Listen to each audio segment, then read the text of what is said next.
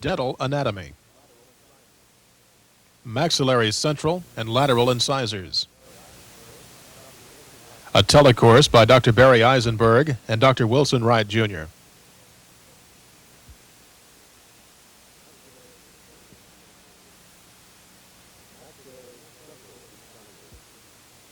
Maxillary central incisor. General characteristics. The maxillary central incisors approximate each other on either side of the midline and are identified according to the universal numbering system as teeth number 8 and number 9. They are the most prominent teeth in the dentition and are located at the anterior segment of the maxillary arch. In size, the maxillary incisor crowns are generally larger than their mandibular counterparts. The first evidence of calcification of these teeth is between 3 and 4 months. The enamel layer is completed between the 4th and 5th years, with eruption usually occurring by years 7 to 8. The root formation is completed by the 10th year. The crown of the maxillary central incisor is the widest mesiodistally of any anterior tooth. The labial aspect. The basic shape of the labial surface is trapezoidal, with the longer parallel side of the trapezoid at the incisal and the shorter side at the cervical. Although the crown from this aspect is slightly longer incisor-cervically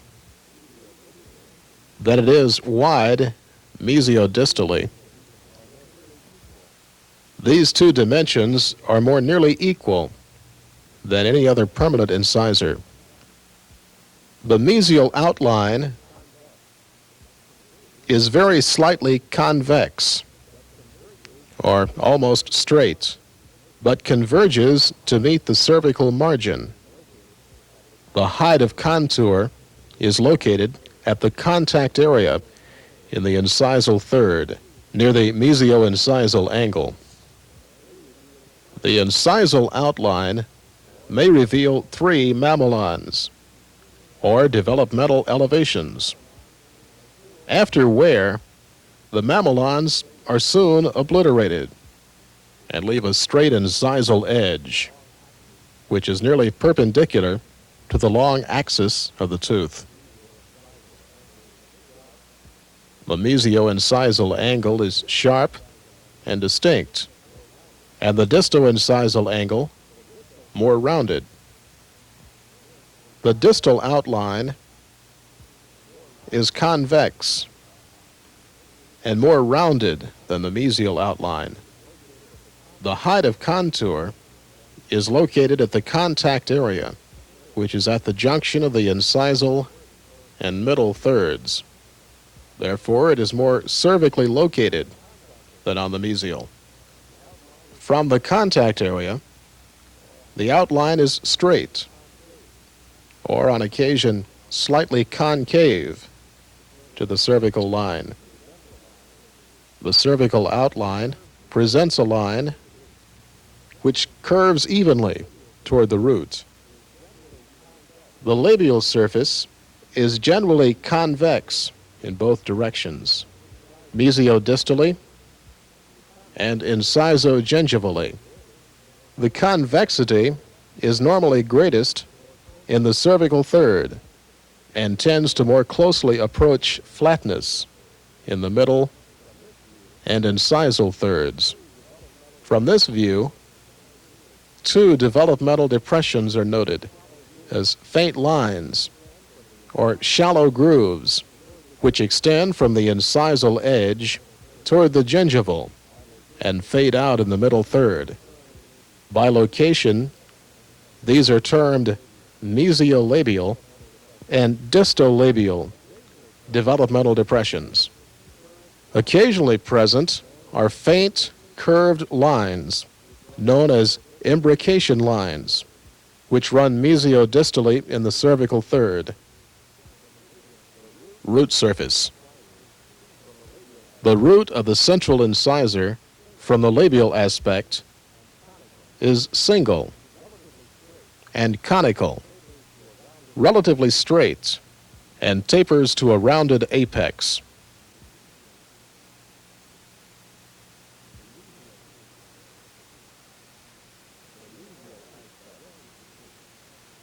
The mesial aspect.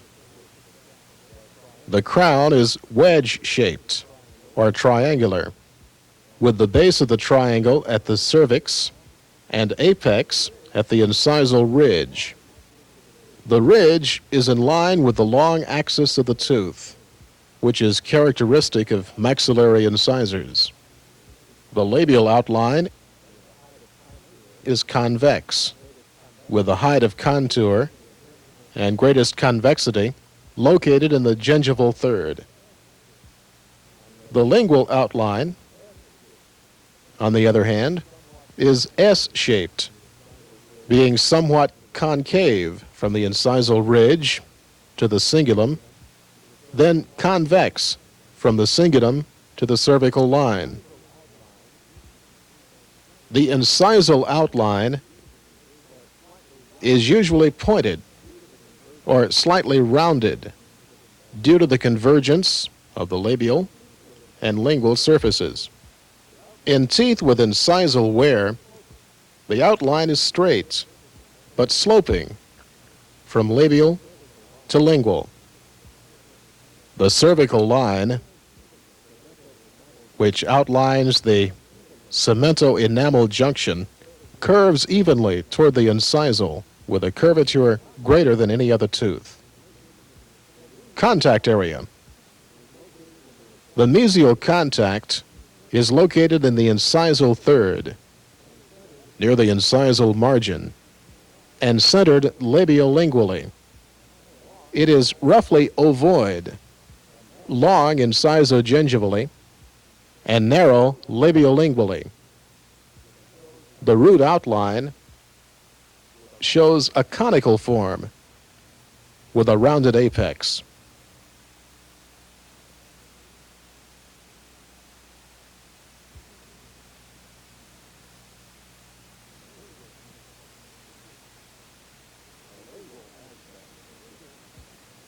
The lingual aspect.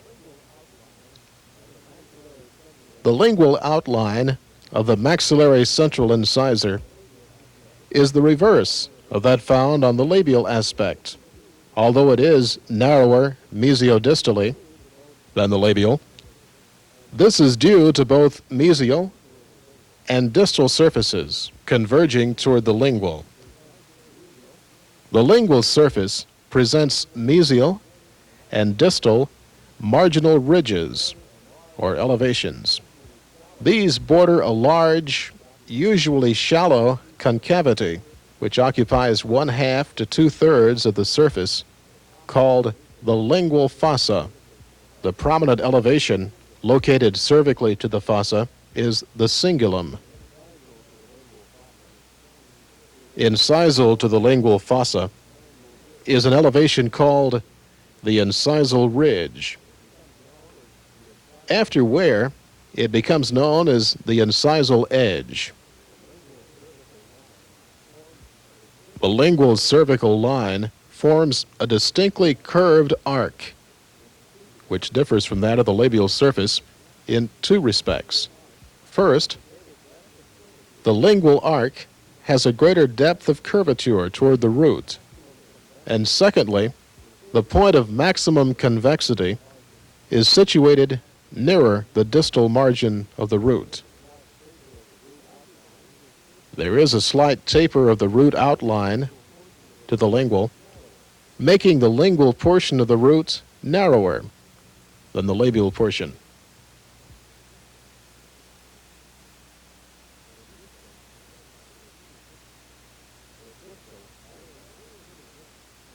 The distal aspect. There is very little difference noted between the outlines from the distal aspect and that already covered from the mesial aspect. When viewed from the distal, it may be noted that the distal surface is generally smaller, mainly because of a shorter incisocervical dimension. The cervical line curves incisally to a lesser extent than on the mesial. The distal contact area, being smaller in size, is located more gingivally near the junction of the incisal and middle thirds. The root outline, as seen from this aspect, is similar to the mesial. That is, a conical form with a rounded apex. The incisal aspect. From the incisal aspect, the tooth is roughly triangular in shape. A view of the crown shows the incisal edge relatively straight and centered over the root. The labial surface from this aspect is relatively broad and flat in comparison to the lingual surface, especially toward the incisal third.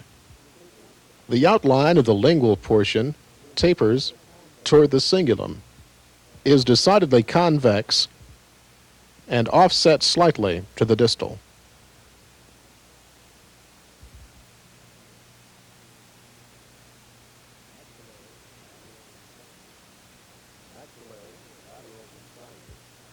Maxillary lateral incisor.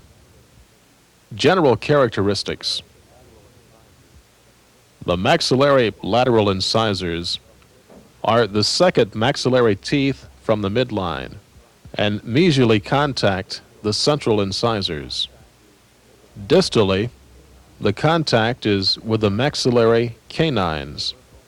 They are identified according to the universal numbering system as teeth number 7 and number 10.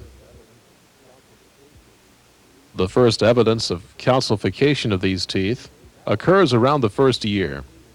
The enamel layer is completed between the 4th and 5th year, with eruption usually occurring by the years 8 to 9. The root formation is completed by the 11th year. The maxillary lateral incisor resembles the maxillary central incisor in all aspects, but is smaller overall, except root length, which is usually longer. Consequently, from each aspect, only pertinent similarities and differences between the two incisors will be given. This tooth varies in form more than any other tooth in the mouth, except the third molars. The labial aspect. Mesial outline. This outline of the crown resembles that of the central, but with a more rounded mesio-incisal angle. The height of contour is usually at a point of junction of the middle and incisal thirds. Incisal outline. The incisal outline resembles the central, but appears more rounded due to rounding of the two incisal angles. Mamelons, if present, are 3 in number. Distal outline. The distal outline is always more rounded than the central incisor, and the height of contour is more cervical, usually in the center of the middle third. Cervical outline. The cervical line curves in an apical direction, with slightly less curvature than the central. Labial surface. The labial surface is more convex, both mesiodistally and incisogingivally, than the maxillary central. Root surface. The root is single, narrower, and usually longer than the corresponding central incisor. The root tapers evenly from the cervical line, approximately 2/3 its length. In most cases, it will then curve in a distal direction. There are occasions when it might be straight or even curve mesially.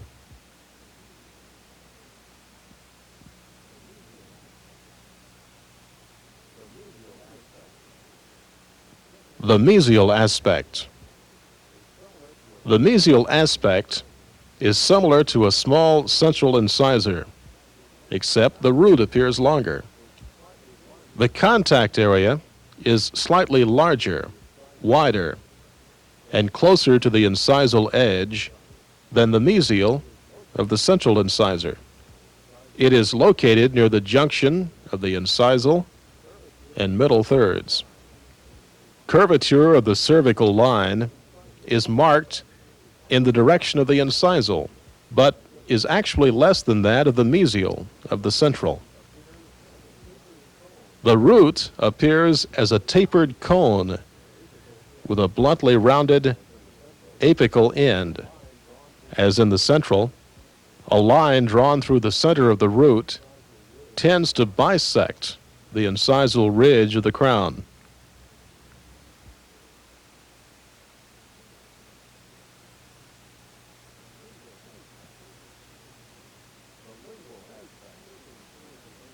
The lingual aspect.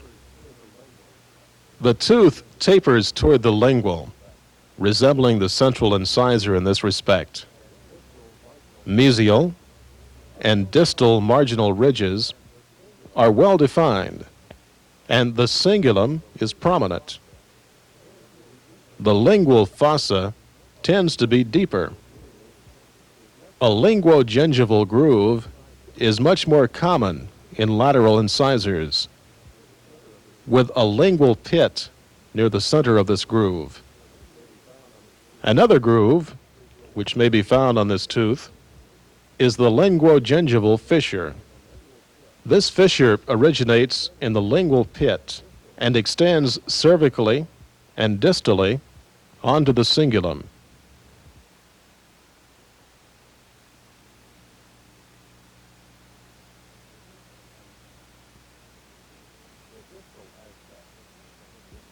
The distal aspect.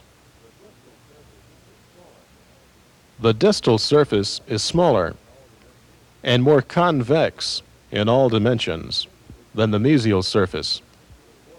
The contact area is more cervically placed when compared to the mesial. That is, it is located in the middle third. The cervical line shows less curvature than the mesial. The incisal aspect. Viewed from the incisal, this tooth, once again, usually resembles the central incisor, except the cingulum and incisal edge are more prominent.